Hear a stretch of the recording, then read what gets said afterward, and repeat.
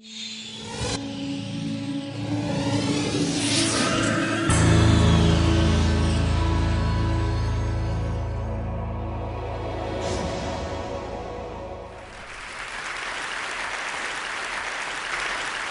would like to tell you all that you are all actually cyborgs, but not the cyborgs that you think. You're not RoboCop and you're not Terminator, but you're cyborgs every time you look at a computer screen or use one of your cell phone devices. So what's a good definition for cyborg? Well, traditional definition is an organism to which exogenous components have been added for the purpose of adapting to new environments. That came from a 1960 paper on space travel, because if you think about it, space is pretty awkward. People aren't supposed to be there, but humans are curious and they like to add things to their bodies so that they can go to the Alps one day and then become a fish in the sea the next. So let's look at the concept of traditional anthropology. Somebody goes to another country, says how fascinating these people are, how interesting their tools are, how curious their culture is, and then they write a paper and maybe a few other anthropologists read it and we think it's very exotic. Well, what's happening is that we've suddenly found a new species. I, as a cyborg anthropologist, have suddenly said, oh wow, now suddenly we're a new form of Homo sapiens, and look at these fascinating cultures, and look at these curious rituals that everybody is doing around this technology. They're clicking on things and staring at screens. Now, there's a reason why I study this versus traditional anthropology, and the reason is that tool use in the beginning, for thousands and thousands of years, everything has been a physical modification of self. It has helped us to extend our physical selves, go faster, hit things harder, and there's been a limit on that. But now what we're looking at is not an extension of the physical self, but an extension of the mental self. And because of that, we're able to travel faster, communicate differently. And the other thing that happens is that we're all carrying around little Mary Poppins technology. We can put anything we want into it, and it doesn't get heavier, and then we can take anything out. What does the inside of your computer actually look like? Well, if you print it out, it looks like 1,000 pounds of material that you're carrying around all the time. And if you actually lose that information, it means that you suddenly have this loss in your mind, that you suddenly feel like something's missing, except you aren't able to see it, so it feels like a very strange emotion. The other thing that happens is that you have a second self. Whether you like it or not, you're starting to show up online, and people are interacting with your second self when you're not there. And so you have to be careful about, leaving your front lawn open, which is basically your Facebook wall, so that, people don't write on it in the middle of the night, because it's very much the equivalent. And suddenly we have to start to maintain our second self. You have to present yourself in digital life in a similar way that you would in your analog life. So in the same way that you wake up, take a shower, and get dressed, you have to learn to do that for your digital self. And the problem is that a lot of people now, especially adolescents, have to go through two adolescences. They have to go through their primary one that's already awkward, and then they have to go through their second self's adolescence. And that's even more awkward because there's an actual kind of history of what they've gone through online. And anybody coming in new to technology is an adolescent online right now. And so it's very awkward, and it's very difficult for them to do those things.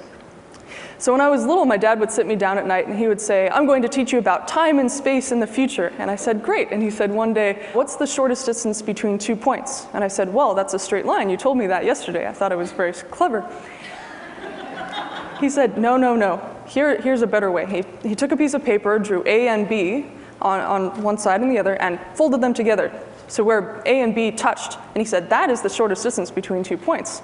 And I said, Dad, how do you do that? He said, well, you just bend time and space. It takes an awful lot of energy, and that's just how you do it. And I said, I want to do that. And he said, well, okay. And so when I went to sleep for the next 10 or 20 years, I was thinking at night, I want to be the first person to create a wormhole, to make things accelerate faster, and I want to make a time machine. I was always sending messages to my future self and using tape recorders.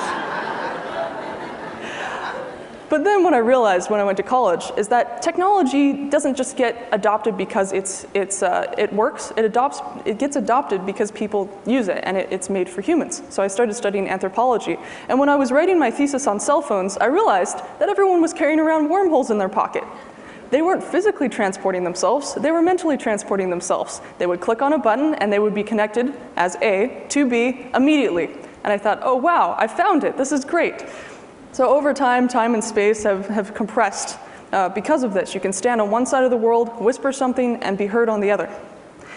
One of the other ideas that comes around is that you have a different type of time on every single device that you use. Every single browser tab gives you a different type of time. And because of that, you start to dig around for your external memories. Where did you leave them? So now we're all these paleontologists that are digging for things that we've lost on our external brains that we're carrying around in our pockets. And that incites a sort of panic architecture. Oh no, where's this thing? It's coming in. We're all I Love Lucy on a great assembly line of information, and we can't keep up.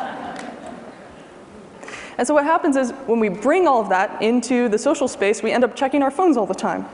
So we have this sort of thing called ambient intimacy. It's not that we're always connected to everybody, but at any time we can connect to anyone we want. And if you were able to print out everybody in your cell phone, the room would be very crowded. These are all the people that you have access to right now. In general, all of these people, all your friends and family that you can connect to. And so there are some psychological effects that happen with this. What I'm really worried about is that people aren't taking time for mental reflection anymore, and that they aren't slowing down and stopping being around all those people in the room all the time that are trying to compete for their attention on the simultaneous time interfaces, paleontology, and panic architecture. They're not just sitting there. And really, when you have no external input, that is the time when there's a creation of self, when you can do long-term planning, when you can try and figure out who you really are. And then once you do that, you can figure out how to present your second self in a legitimate way, instead of just dealing with everything as it comes in and, oh, I have to do this, and I have to do this, and I have to do this. And so this is very important. I'm really worried that especially kids today, they're not going to be dealing with this downtime, that they have an instantaneous button-clicking culture, and that everything comes to them, and that they become very excited about it and very addicted to it. So if you think about it, the world hasn't stopped either. It has its own external prosthetic devices. And these devices are helping us all to communicate and interact with each other. But when you actually visualize it, all the connections that we're doing right now, this is an image of the mapping of the internet. It doesn't look technological. It actually looks very organic. This is the first time in the entire history of humanity that we've connected in this way. And it's not that machines are taking over. It's that they're helping us to be more human, helping us to connect with each other. The most successful technology gets out of the way and helps us live our lives. And really, it ends up being more human than technology because we're co-creating each other all the time. And so this is the important point that I like to study. Things are beautiful, that it's still human connection. It's just done in a different way. We're just increasing our humanness and our ability to connect with each other regardless of geography. So that's why I study cyborg anthropology. Thank you.